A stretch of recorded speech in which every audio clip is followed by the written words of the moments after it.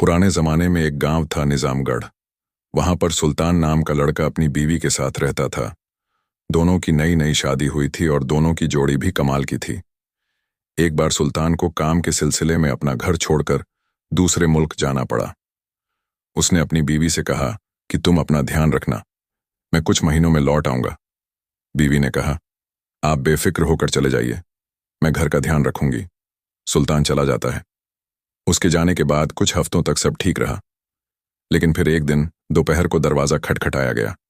बीवी ने खोला तो सामने वो था, पुराना यार, वही जो कभी उसकी जिंदगी में था, मगर शादी के बाद कहीं गुम हो गया था और अब जैसे अचानक धूल झाड़ के सामने आ खड़ा हुआ हो। तुम यहां अगर किसी ने देख लिया तो किसी ने देखा तो कह देना कोई सामान बेचने आया था, बस अपने पैसे मांगने आया था। और यही वह शुरुआत थी, एक ऐसे रिश्ते की जो छुपा हुआ मगर दिन ब दिन और गहरा होता चला गया। कुछ महीने गुजरे, उसका यार अब चोरी छुपे घर आने लगा। कई दफा रात के वक्त जब गांव सो जाता था, वो दोनों साथ वक्त बिताते। और फिर एक दिन एक और हकीकत सामने आई। वह औरत प्रेग्नेंट हो गई। 9 महीने गुजरे और फिर वह रात आई।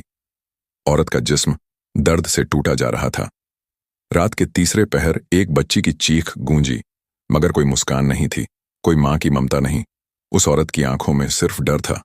बच्चा पैदा हुआ और अगले ही दिन सुबह दोनों जंगल की ओर रवाना हो गए।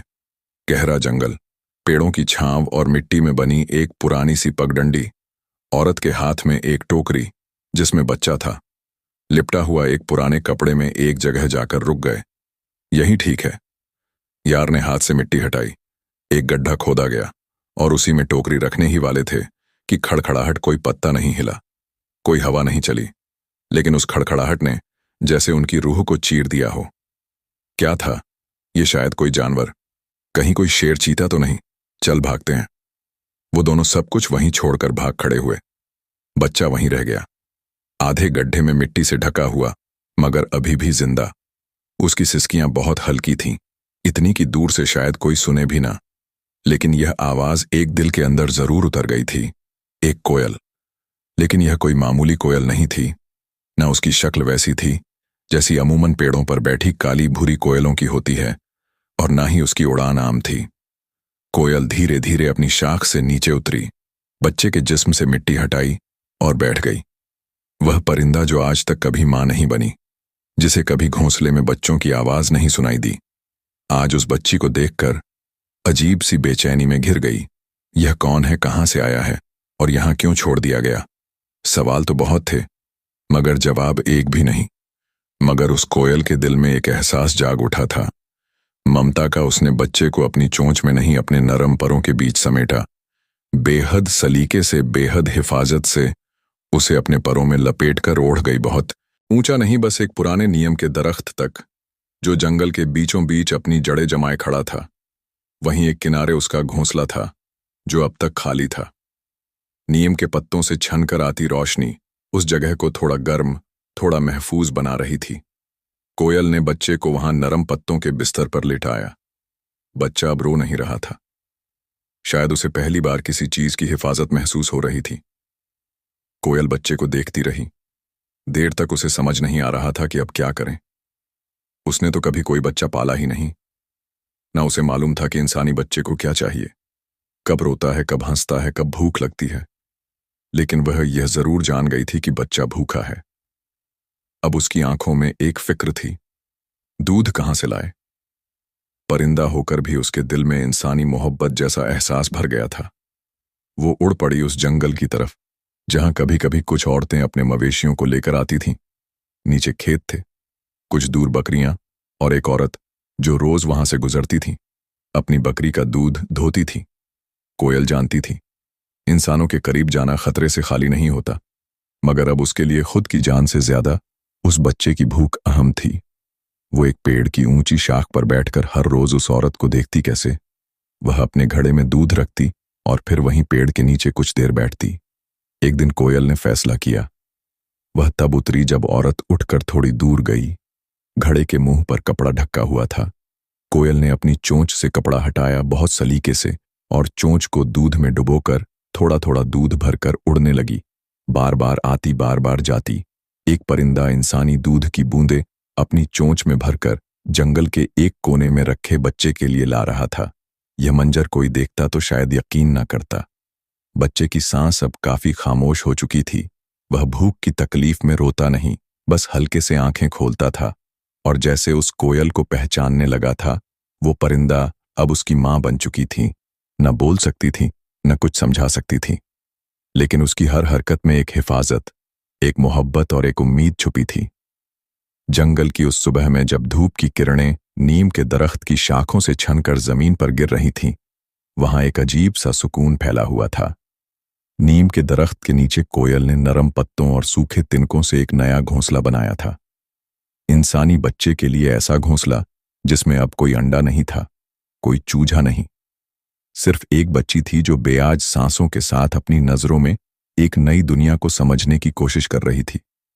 कोयल हर सुबह की तरह आज भी उड़ चली। वही पुराना रास्ता, वही बकरी वाला इलाका, जहां वह अपनी तेज आंखों से देखती थी कि दूध का घड़ा कब अकेला पड़ता है। हर रोज की तरह आज भी उसने सलीके से कपड़ा हटाया, चोंच में दूध भरा और उड़ पड़ी। लेकिन आज दिल में बेचैनी कुछ ज्यादा थी। जब वह लौटी तो देखा एक भेड़िया घोंसले की तरफ बढ़ रहा है।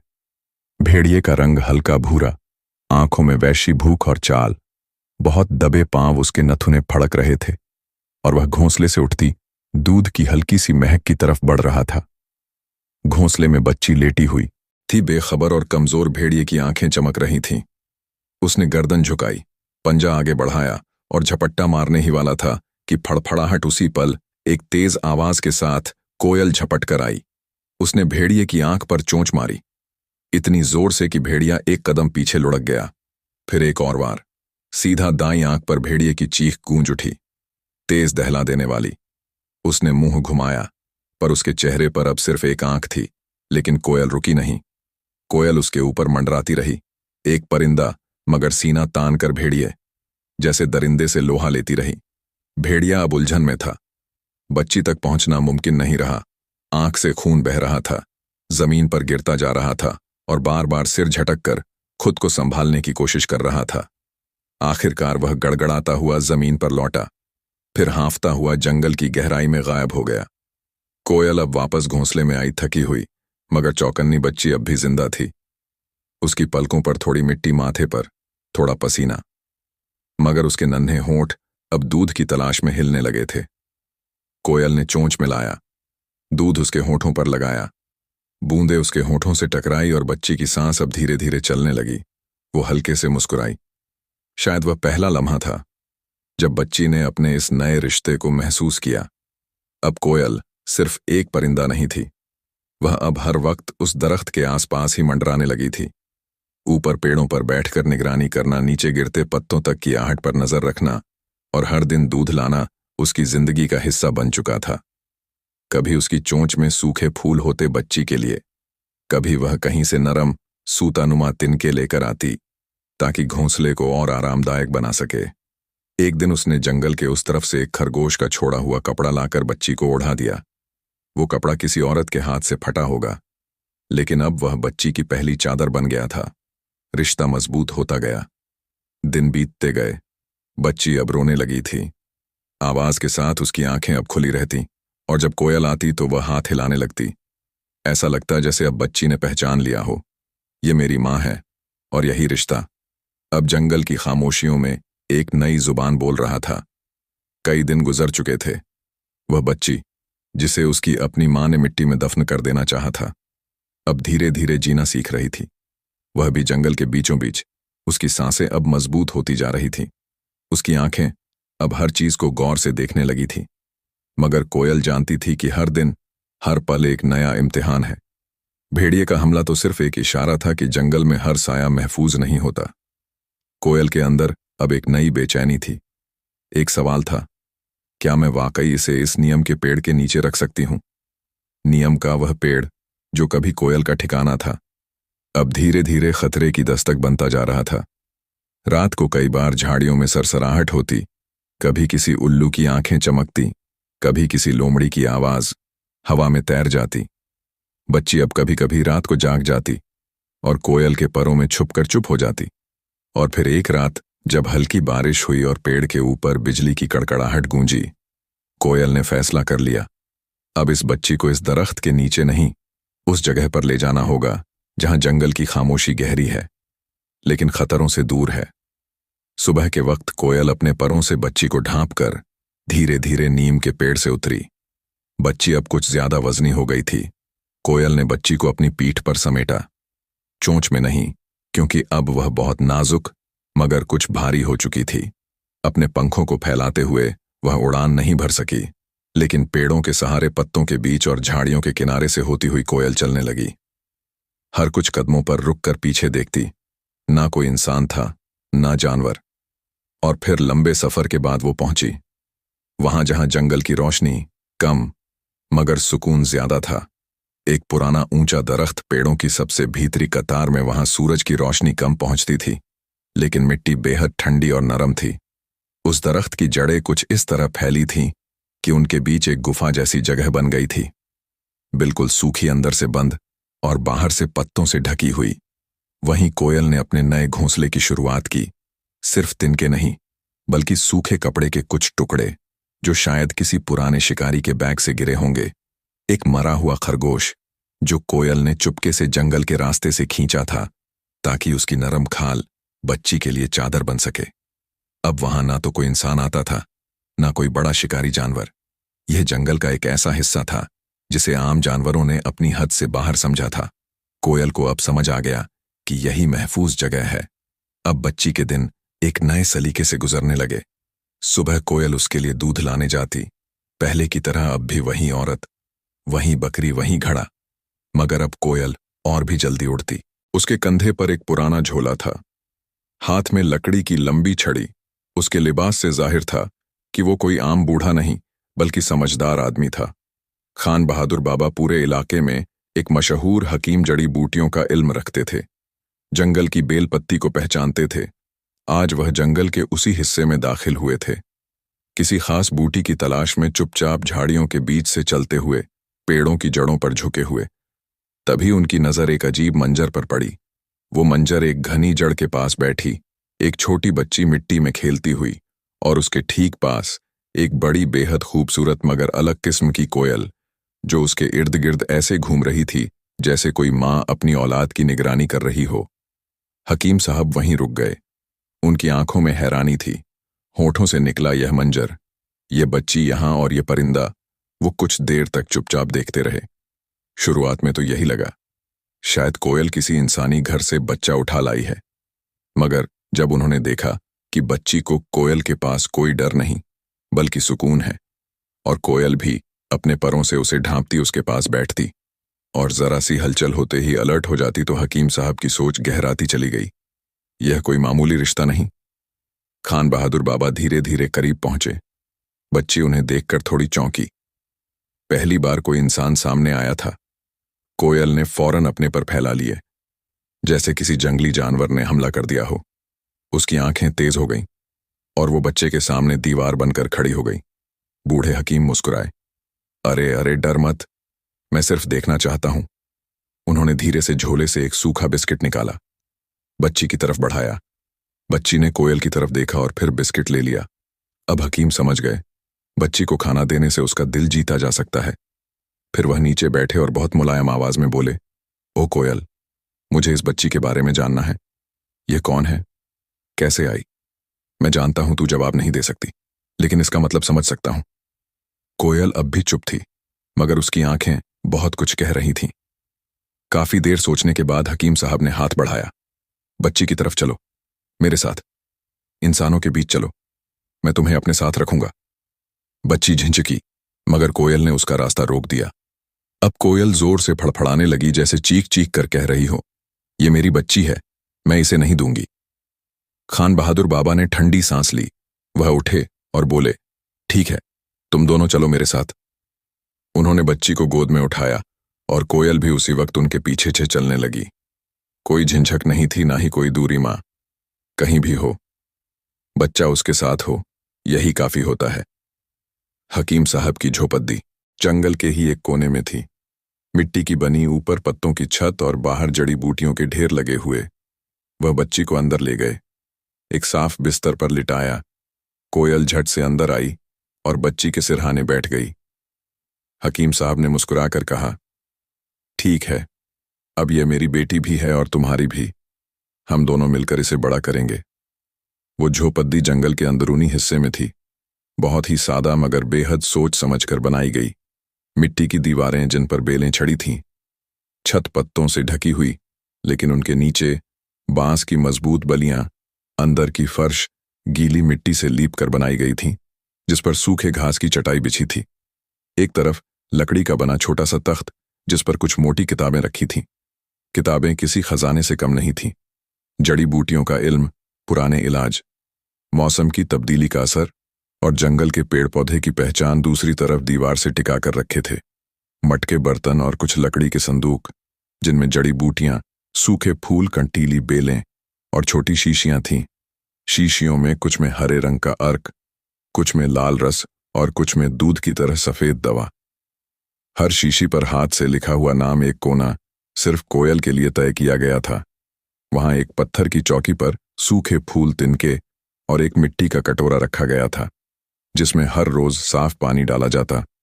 अगली सुबह जब बच्ची को पहली बार हल्की बुखार की शिकायत हुई और हकीम साहब ने अपनी चुप्पी तोड़ी, तो उन्होंने उसकी नाजुक सी हथेली को चूम कर कहा, अब तेरा नाम होगा गुलनाज। तू मेरे घर की खुशबू है, मेरी बेटी भी और मेरी शागिर्द भी। कोयल उस वक्त दरवाजे पर बैठी थी। उसकी आंखें नमी से भर आई, जैसे उसने भी उस नाम को दिल से मान लिया हो। गुलनाज अब हकीम साहब की जिंदगी का हिस्सा बन चुकी थी। दिन की शुरुआत बात होती छोटे से मटके में गुलाब की पंखुड़ियां धोने से और फिर उस पानी को छानकर शीशी में भरने से। हकीम साहब उसे सिखाते, देखो बेटा, हर बूटी में दो चीजें होती हैं, असर और अंधेरापन। असर को पहचानना समझदारी है और अंधेरे से बचना। अख्ल गुलनाज अपनी छोटी सी उंगलियों से सूखे पत्तों को छांटती, कभी बेल को हाथ में लेकर उसकी खुशबू पहचानने की कोशिश करती। वह सुनती, समझती और फिर सवाल करती, जो हकीम साहब को हर रोज हैरान कर देता। वक्त बीतता गया। अब गुलनाज बड़ी हो रही थी।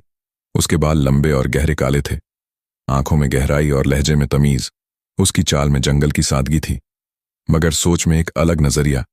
वह अब छोटे मोटे जख्मों का इलाज खुद करने लगी थी। कभी पेड़ से गिरे शिकारी को दवा लगाकर इलाज कर देती, कभी किसी जानवर की आंख से कांटा निकाल देती। कोयल अब भी उसके साथ रहती थी, मगर अब उसकी जिम्मेदारी कुछ कम हो चुकी थी।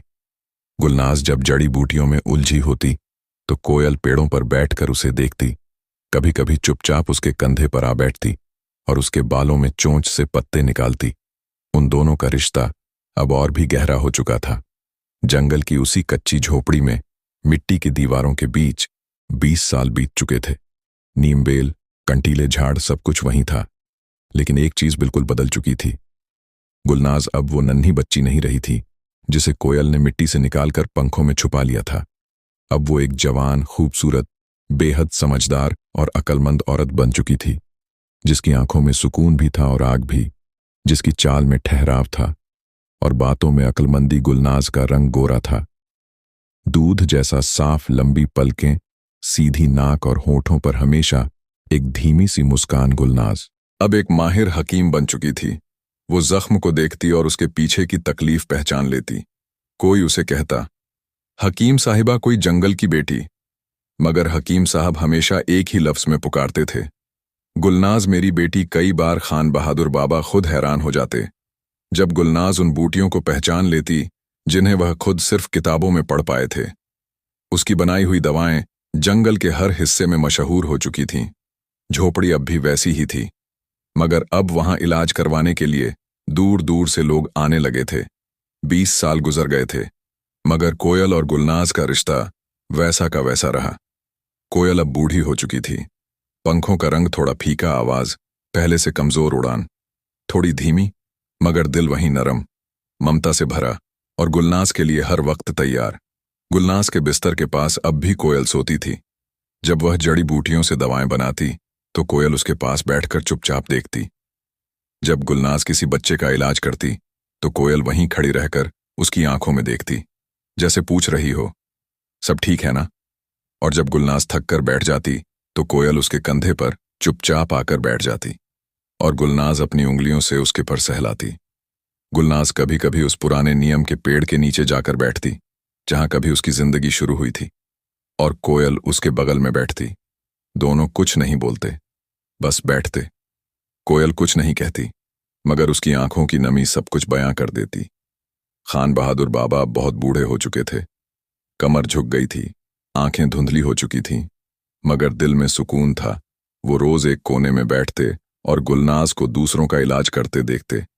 अब मैं मर भी जाऊं तो गम नहीं, तू सिर्फ मेरी नहीं, इस जंगल की बेटी है। एक बार खान बहादुर बाबा ने गुलनाज और कोयल को अपने पास बिठाया। चेहरे पर थकान थी, आवाज में नरमी। बेटा, मुझे 2-3 दिन के लिए बाहर जाना है। एक पुराना मरीज है, बहुत बीमार है, अब और टालना मुमकिन नहीं। गुलनाज कुछ कहने ही लगी थी कि उन्होंने उसका हाथ थाम लिया। मैं जानता हूं, अब तू तैयार है। तू सिर्फ मेरी बेटी नहीं, मेरी जिम्मेदारी भी है। कोयल पास बैठी थी, आंखें नीचे झुकी हुई, मगर उसकी हर थरथराहट बता रही थी कि वह बेचैन है। खान बहादुर बाबा ने कोयल की तरफ देखा, हाथ बढ़ाया और उसके सिर पर हल्का सा हाथ फेरते हुए बोले, और तुम तो इसकी मां हो, इस पर नजर रखना, मैं जल्दी लौट आऊंगा। गुलनाज ने मुस्कुराकर बाबा को विदा किया, लेकिन दिल में एक अजीब सी हलचल थी। अगले दिन की सुबह गुलनाज ने अपनी छोटी सी झोली तैयार की। उसमें कुछ कांच की शीशियां, एक छोटा सा छुरा, एक खुरदुरा कपड़ा और अपनी नोटबुक रखी, जिसमें वह नई बूटी का नाम और असर दर्ज करती थी। कोयल हमेशा की तरह उसके पीछे पीछे उड़ती रही। आज वह जंगल के एक ऐसे हिस्से में जाने वाली थी जहां बहुत कम लोग जाते थे। वहां की जमीन में नीला नाम की एक बूटी उगती थी जिसे बहुत कम लोग पहचानते थे। दूसरी तरफ जंगल के उसी हिस्से में एक पत्थर के बड़े टीले के नीचे एक नौजवान जमीन पर पड़ा था। चेहरे पर खून, कपड़े फटे हुए और बाजू से खून बह रहा था। वो कोई आम शख्स नहीं था। शहजादा नाजिम, एक रियासत का इकलौता शहजादा नौजवान, बहादुर और दिमाग से तेज, जिसे अपने ही लोगों ने धोखा दिया। वो किसी मिशन पर जंगल आया था, अपने महल के भरोसेमंद 2 आदमी साथ लाया था, मगर अब वही दोनों उस पर हमला कर चुके थे। जख्मी शहजादा पसीने में लथपथ पड़ा था और उसके सामने खड़े थे 2 डाकू, चेहरों पर क्रूरता, आंखों में और हाथों में चमकती तलवारें। शहजादा नाजिम उन दोनों की तरफ देखकर सांसें समेटकर बोला, तुम दोनों ने मुझसे गद्दारी की है, याद रखना इस गद्दारी का अंजाम बहुत बुरा होगा। एक डाकू ठहाका मारकर बोला, तेरा अंजाम तो अब यह तलवार तय करेगी शहजादे, अब कोई बचाने नहीं आएगा। दूसरा डाकू बोला, तेरा महल बहुत दूर है और तेरी सांसें अब बस कुछ ही पल की मेहमान है। दोनों जोर जोर से हंसने लगे। उस हंसी की गूंज गुलनाज के कानों में पड़ी। वो उस वक्त एक पेड़ की जड़ के पास बैठकर बूटी निकाल रही थी, मगर आवाज सुनते ही सीधी खड़ी हो गई। कोयल भी उसके कंधे पर आकर बैठ गई। उसकी आंखें तेज हो गईं। यह इंसानों की आवाजें हैं और यह हंसी, यह किसी तकलीफ के बीच की हंसी है। गुलनाज ने झोली उठाई और आवाज की तरफ बढ़ने लगी। बहुत आहिस्ता झाड़ियों के पीछे से, हर कदम ध्यान से, कुछ दूर जाकर वह एक झाड़ी के पीछे छुपी और सामने का मंजर देखकर उसकी रूह कांप गई। एक जख्मी नौजवान जमीन पर पड़ा था और 2 दरिंदे उसके ऊपर झुके हुए थे। गुलनाज के दिमाग में एक ही ख्याल आया, हमें इसे बचाना होगा, मगर कैसे? कोयल अब उसके पास बैठी थी और उसकी आंखें भी वही सवाल पूछ रही थीं। झाड़ियों के पीछे छुपी गुलनाज की सांसें तेज हो चुकी थीं। उसकी आंखों में डर नहीं था, मगर सोच बहुत तेज चल रही थी। उसने अपनी झोली खोली। एक छोटी शीशी निकाह दवा थी। यह दवा आम नहीं थी। इसे पीते ही या किसी जख्म पर लगते ही कुछ ही पलों में सामने वाला होश खो देता था। वहीं पास कोयल बैठी थी। एकदम चौकन्नी, उसकी आंखों की चमक बता रही थी कि वह किसी भी इशारे का इंतजार कर रही है। शहजादा नाजिम जमीन पर गिरा पड़ा था। बाजू से खून बह रहा था, सांसें टूट रही थीं और आंखों में दर्द से भरा गुरूर था।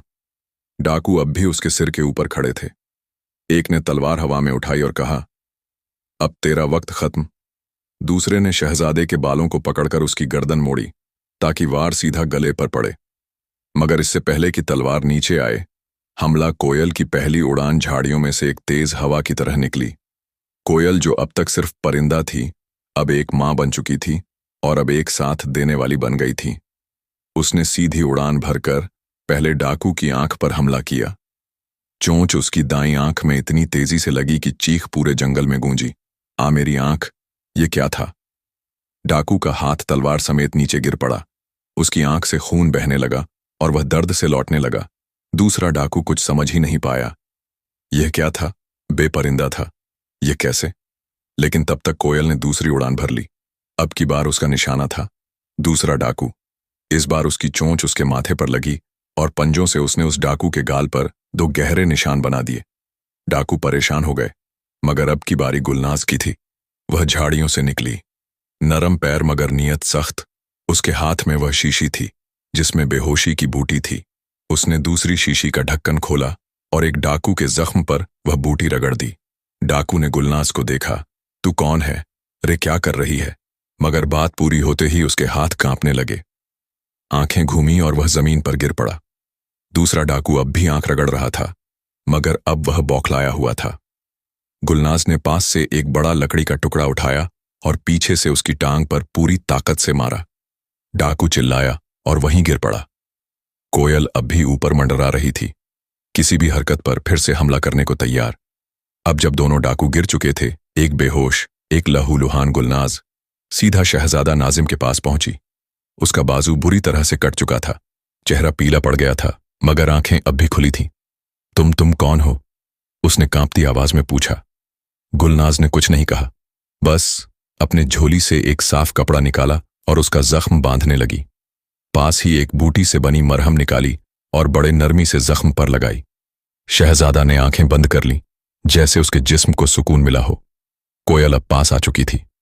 उसने शहजादे के चेहरे को देखा और हल्के से फड़फड़ाई, जैसे पूछ रही हो, अब ठीक हो ना?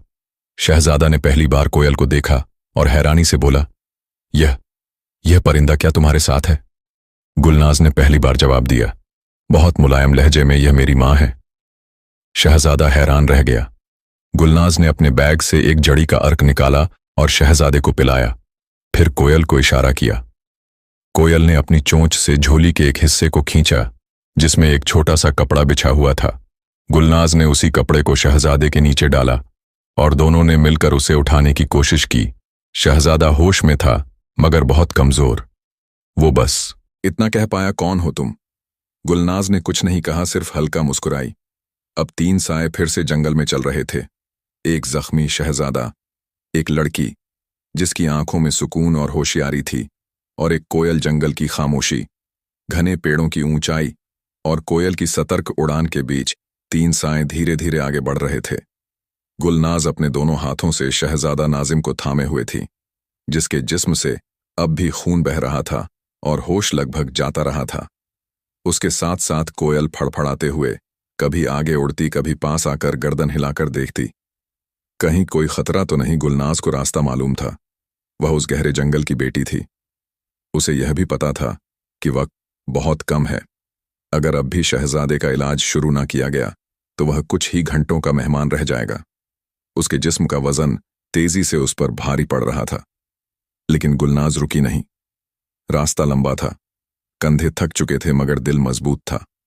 हर 2-4 कदमों के बाद जब शहजादा गिरने को होता, गुलनाज उसे थाम लेती। उसने अपनी जड़ी बूटियों की झोली से एक और पत्ता निकाला, जिसे उसने शहजादे के होठों से लगाया। पत्ते की तासीर से शहजादा को थोड़ी राहत मिली। उसके शरीर में गर्मी दौड़ी। लगभग 2 घंटे की लगातार मशक्कत के बाद वह तीनों उस पुरानी कच्ची झोपड़ी तक पहुंचे, जहां मिट्टी की दीवारें अब भी उसी तरह खड़ी थीं जैसे 20 साल पहले खड़ी की गई थी। झोपड़ी के अंदर का माहौल ठंडा था। मिट्टी की दीवारें और सूखे पत्तों की छत की वजह से गर्मी का असर कम था। गुलनाज ने शहजादे को एक साफ बिस्तर पर लेटाया, जो खास मरीजों के लिए रखा जाता था। उसके नीचे पहले से सुखाई हुई घास थी। ऊपर मटमैली मगर मुलायम चादर बिछी थी। शहजादे की सांसें भारी थीं, आंखें बंद, मगर चेहरा अब भी किसी बादशाह की तरह था। गुलनाज ने अपने सारे औजार निकाले। छोटी शीशियां, हल्दी कपूर, नीली बूटी का अर्क, जड़ी बूटियों की मली हुई लेई और सूत की बारीक पट्टियां, और इलाज शुरू कर दिया। कोयल अब भी वहीं थी, बिस्तर के पास गुलनाज की हर हरकत पर नजर रखे हुए। 3 दिन ऐसे ही गुजर गए। गुलनाज चूल्हे के पास जड़ी बूटी का काढ़ा बना रही थी। तभी धीमी सी आवाज आई। मैं कहाँ हूं? गुलनाज चौंकी नहीं। उसने बस मुस्कुराकर जवाब दिया, जहां आपको होना चाहिए था। शहजादा ने आंखें खोली, ऊपर छत देखी, फिर बाईं तरफ कोयल को बैठा देखा और फिर गुलनाज को। एक पल के लिए सब कुछ थम गया। तुमने मेरी जान बचाई। गुलनाज ने हाँ में सिर हिलाया। उसके लहजे में कोई गुरूर नहीं, सिर्फ सुकून था। आपके जिस्म ने नहीं, आपकी आंखों ने बताया था कि आप गलत नहीं। शहजादा अब कुछ हद तक तंदुरुस्त था। चलने लायक तो नहीं, मगर सोचने और समझने लायक हो चुका था। उसने 3 दिन तक गुलनाज को देखा, उसकी सूझबूझ, उसकी फुर्ती, उसकी खामोश समझदारी। वो कोयल के साथ उसका रिश्ता देखकर हैरान हुआ। जब उसने पूछा, क्या यह तुम्हारा पालतू परिंदा है, तो गुलनाज ने मुस्कुराकर कहा, नहीं, यह मेरी मां है। शहजादा कुछ नहीं बोला, सिर्फ चुपचाप उसकी ओर देखता रहा। तीसरे दिन दोपहर को जब उसके महल के सिपाही उसे खोजते हुए जंगल के उस हिस्से तक पहुंचे, तो वह अब उठने के काबिल था। गुलनाज ने जाते वक्त उसे एक खास जड़ी बूटी दी, जो उसे पूरे 1 हफ्ते तक इस्तेमाल करनी थी। शहजादा ने जाते हुए गुलनाज की तरफ देखा और कहा, मैं तुम्हारा एहसान कैसे चुकाऊं? गुलनाज ने नरम लहजे में जवाब दिया, यह एहसान नहीं, महल की सुबह हमेशा रोशनी, चहल पहल और गूंजते शहनाइयों से शुरू होती थी, मगर उस सुबह का मंजर अलग था। महल के हर कोने में फिक्र की लहर दौड़ रही थी। शहजादा नाजिम 6 दिन से गायब था, न कोई पैगाम, न कोई खबर, और जो 2 सिपाही उसके साथ गए थे, उनकी भी कोई वजूद नहीं बचा था। बादशाह सलामत, जिनका नाम दूर दूर तक लिए लिया जाता था, अब परेशान थे।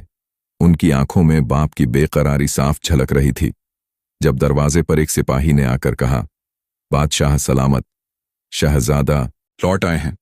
मगर जैसे ही शहजादा दरबार में दाखिल हुआ, बदन पर जख्म, लिबास फटा हुआ, माथे पर पट्टी और चेहरा थका हुआ, सबकी हैरानी और सवालों ने शोर मचा दिया। बादशाह ने उठकर बेटे को देखा और तुरंत पास बुलाया। क्या हाल बना रखा है? अपना नाजिम कहाँ थे 6 दिन तक? और वह दोनों सिपाही जो तेरे साथ भेजे थे, वह कहाँ हैं? शहजादा नाजिम ने गहरी सांस ली और दरबार में खामोशी छा गई। अब्बा जान, मेरे साथ गद्दारी हुई।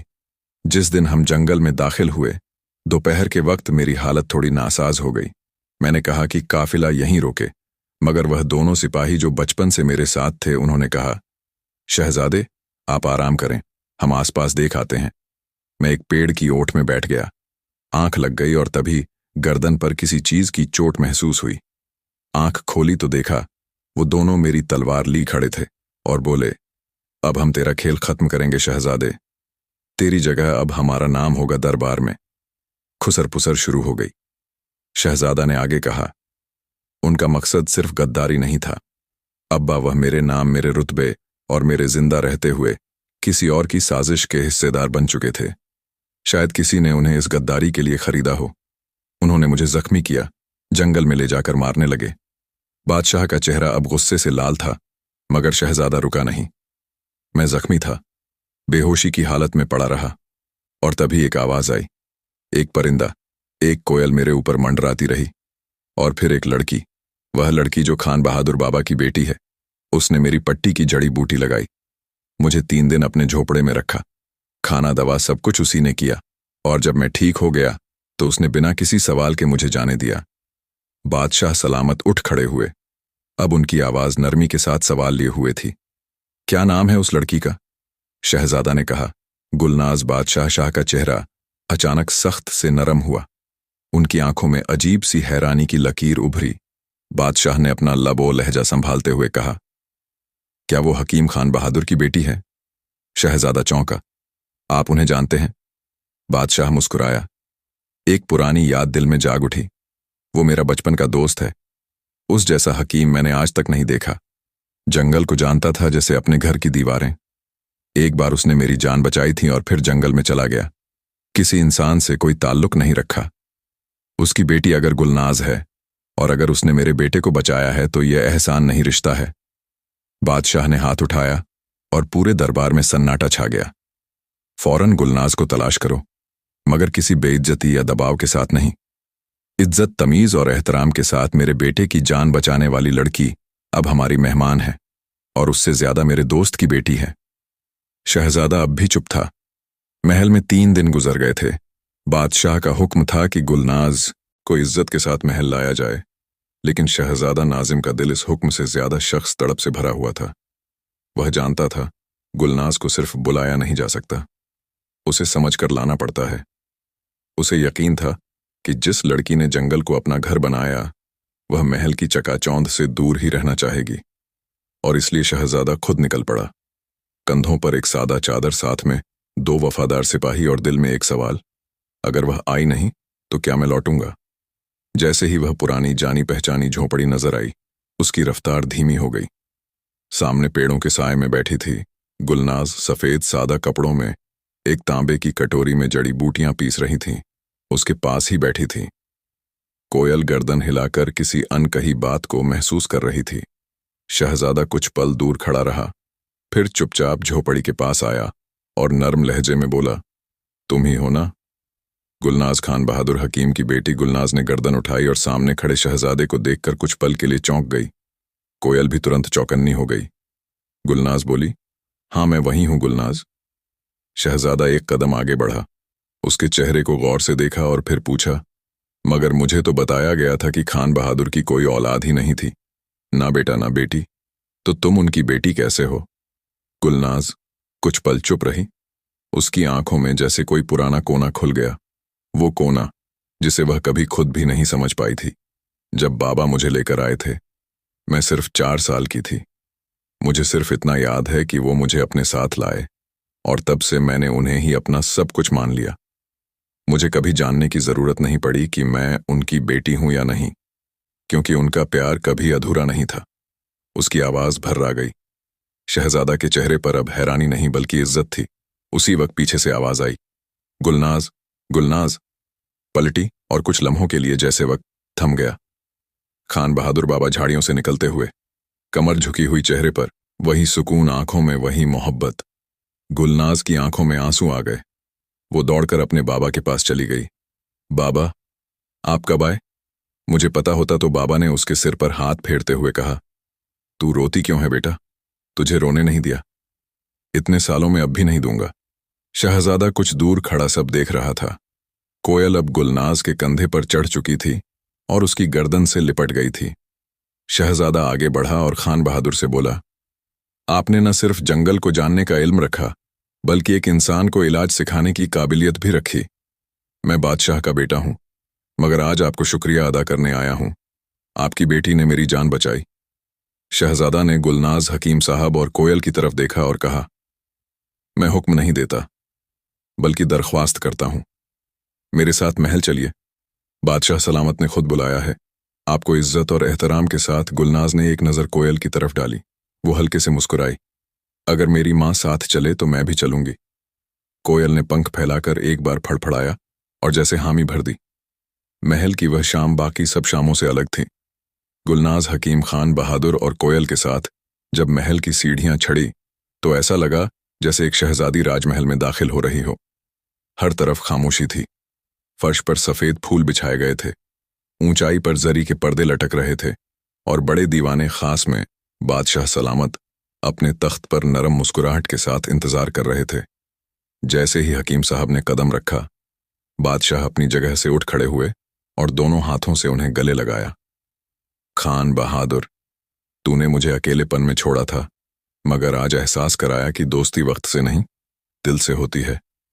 हकीम साहब धीमे लहजे में बोले, वक्त बहुत कुछ कहने नहीं देता, मगर कुछ बातें कहनी जरूरी हैं। सारे दरबार की नजर अब हकीम साहब पर थी। 20 साल पहले एक दिन जंगल की गहराई में मुझे एक कोयल की आवाज सुनाई दी, मगर वह कोई आम आवाज नहीं थी। वह किसी तकलीफ से उठी हुई पुकार थी। मैं उस आवाज की तरफ बढ़ा और एक पुराने नियम के पेड़ के नीचे एक 4 साल की बच्ची को देखा। उसके पास बैठी थी एक बड़ी सी काली कोयल, जो पंख फैलाकर उसे ढांप रही थी, जैसे एक माँ अपने बच्चे को ढांपती है।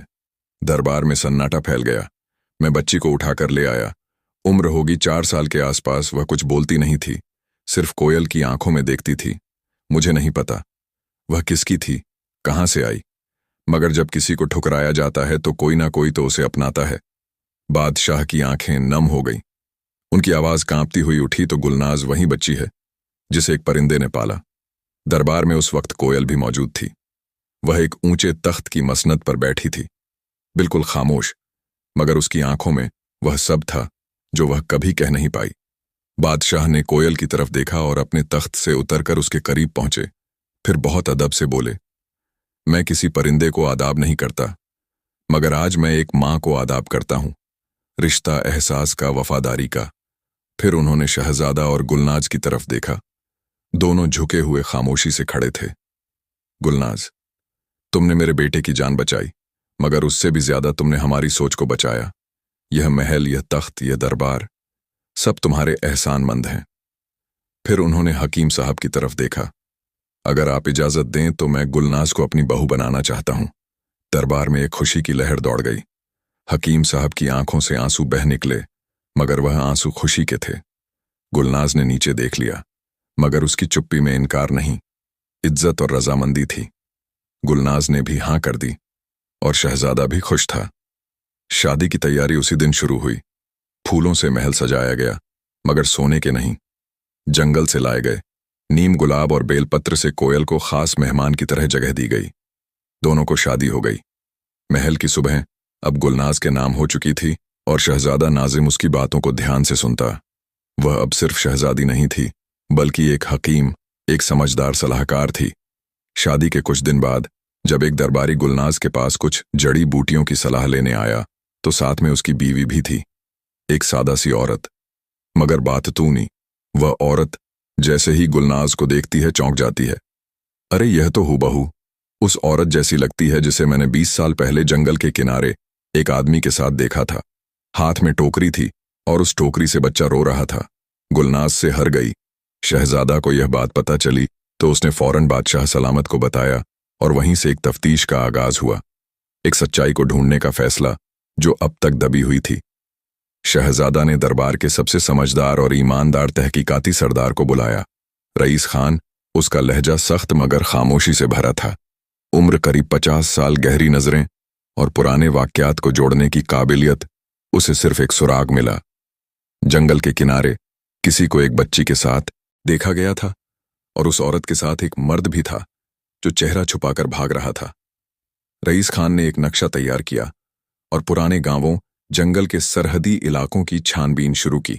और फिर करीब 2 हफ्ते की तफ्तीश के बाद एक पुराना गांव मिला जिसका नाम निजामगढ़ था। वहां एक अधेड़ उम्र की औरत थी। उसके बारे में मशहूर था कि उसका शौहर 20 साल पहले दूसरे मुल्क में काम करने गया था और तभी वह कुछ महीनों के लिए गायब हो गई थी। गांव वालों के बीच एक फुसफुसाहट थी कि उस दौर में उसका किसी गैर मर्द के साथ रिश्ता था, मगर फिर सब चुप हो गए क्योंकि उसका शौहर जब लौटा तो उसने कोई सवाल नहीं किया। रईस अहमद ने उस औरत से मुलाकात की और जब गुलनाज के बारे में बताया तो उसके चेहरे का रंग उड़ गया। उसके हाथ कांपने लगे और आंखें एकदम सुन्न हो गईं। लेकिन उसने बात बदलते हुए कहा कि मैं इस लड़की के बारे में कुछ नहीं जानती। लेकिन रईस खान भी कोई मामूली आदमी नहीं था। उसने अपने हथकंडे अपनाए और औरत ने अपना जुर्म मान लिया। मेरा शौहर जब दूसरे मुल्क गया, मैं अकेली रह गई। घर में पैसे थे मगर दिल खाली था और उस खलीपन में एक पुराना जानने वाला फिर से जिंदगी में दाखिल हो गया। उसने मेरे अकेलेपन का फायदा उठाया और मैं गलत काम कर बैठी। कुछ महीनों बाद पता चला कि मैं हामला यानी प्रेग्नेंट हूं। मैं डर गई थी। अगर मेरे शौहर को पता चलता तो शायद मुझे जान से मार देता। फिर जैसे ही बच्ची हुई मैंने उसे छुपा लिया और एक रात उस आदमी के साथ मिलकर उसे जंगल के अंदर ले जाकर मिट्टी में दफन करने लगी। उसकी आवाज टूट गई, मगर कुछ खड़खड़ाहट सुनकर हम डर गए और भाग निकले। मैं सोच भी नहीं सकती थी कि वह बच्ची अब जिंदा होगी और वो फिर रो पड़ी। जब यह बात महल तक पहुंची, बादशाह ने खुद गुलनाज को बुलाया और उसकी असली मां को महल लाया गया। गुलनाज चुपचाप खड़ी रही। उसकी असली मां और बाप उसके सामने आई, चेहरा झुका हुआ, आंखों में शर्म और हाथ कांपते हुए। मैं तुम्हारी मां नहीं बनने लायक थी, मगर सच्चाई से भागना अब मुमकिन नहीं था। गुलनाज ने एक लंबी सांस ली। उसने उस औरत को देखा जिसने उसे जन्म दिया, फिर ठुकरा दिया। आपने मुझे जन्म दिया, मगर एक हकीम ने मुझे नाम दिया। मुझे आपसे नफरत नहीं, मगर मोहब्बत की उम्मीद भी नहीं। वो औरत फूट फूट कर रो पड़ी और दरबार में खामोशी छा गई। उसका शौहर अब तक चुप था। बादशाह ने उसकी तरफ देखा। और तुम क्या, तुम्हें कुछ मालूम नहीं था? उसने भारी आवाज में कहा। नहीं बादशाह सलामत, जब मैं लौटा तब बीवी ने मुझे कुछ नहीं बताया। मैंने उस पर यकीन कर लिया। शायद मेरी ही भूल थी कि मैंने सवाल नहीं किए। बादशाह की आंखों में अब गुस्सा और भी तेज हो गया। ऐसी औरत को छोड़ देना जो एक नन्ही बच्ची की जान लेने वाली थी, इंसाफ के खिलाफ होगा। मैं इस औरत को सजा सुनाता हूं कि वह बकाया उम्र किसी तन्हा कोने में काटे, महल की सरहद से बाहर अंधेरे में। मगर तब गुलनाज आगे बढ़ी। उसने दरबार के सन्नाटे को अपने कदमों की आवाज से तोड़ा। सबकी नजरें उस पर टिक गईं। उसने बादशाह की तरफ देखा, फिर मां की ओर, फिर कोने में खड़े बाप की तरफ, फिर बोल पड़ी नरमी से मगर बहुत साफ आवाज में, बादशाह सलामत, अगर मेरी मां ने गलत किया है तो मुझे उसे माफ भी करने दीजिए। उसने मुझे जन्म दिया और फिर मुझे छोड़ दिया, मगर मेरी जान लेने की साजिश करने के बाद भी आज वह इस दरबार में सिर लटकाए खड़ी है। शायद यह उसके पछतावे की सबसे बड़ी गवाही है। मैं उसे माफ करती हूं, मगर मैं उसे अपनाती नहीं। उसने जो रिश्ता तोड़ा वह फिर से नहीं जुड़ सकता, मगर मैं उसे नफरत के साथ भी नहीं देख सकती। इंसाफ सिर्फ सज्जा देना नहीं होता, कई बार माफ करना भी एक इंसाफ होता है। गुलनाज की बात खत्म होते ही पूरे दरबार में जैसे हवा थम गई। बादशाह ने बहुत देर तक उसकी आंखों में देखा और फिर धीरे से सिर झुका लिया। तुम्हारी माफी इस महल की माफी है। उस औरत को उसी गांव वापस भेजा गया जहां से उसकी कहानी शुरू हुई थी। न कोई हवालात, न जंजीर, मगर अब उसकी आंखों में वह नींद नहीं थी जो सुकून दे सके। गुलनाज का असल बाप, जिसने कोई गलत काम नहीं किया था, मगर एक बाप होने की तड़प अब महसूस कर रहा था। उसे इजाजत दी गई कि वह महल में रह सके। और कोयल, एक शाम जब गुलनाज महल की छत पर अकेली बैठी थी, अचानक दूर किसी शाख पर कोयल की आवाज गूंजी। वो वही आवाज थी जिसे सुनकर एक बार उसका बचपन जाग गया था। गुलनाज मुस्कुराई। तुम अब भी मेरी मां हो, जहां कहीं भी हो। गुलनाज अब महल की शहजादी नहीं थी। वह एक जंगल की बेटी, एक हकीम की शागिर्द और कोयल की बेटी थी। शहजादा नाजिम के साथ उसका रिश्ता अब और भी मजबूत था।